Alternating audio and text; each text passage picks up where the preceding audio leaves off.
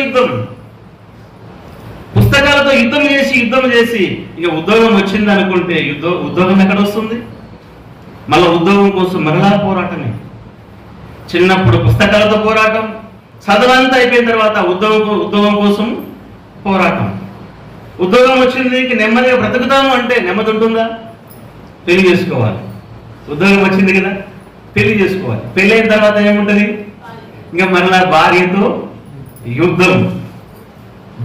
యుద్ధం మరలా స్టార్ట్ అవుతుంది యుద్ధం.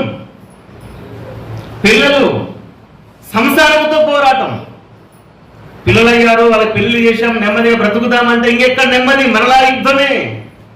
వయసు మీద పడిపోయింది, 40 దాటితే బీపీ, షుగరు, గ్యాస్ ప్రాబ్లము, మోకాలు నొప్పులు, రకరకాల ప్రాబ్లమ్స్.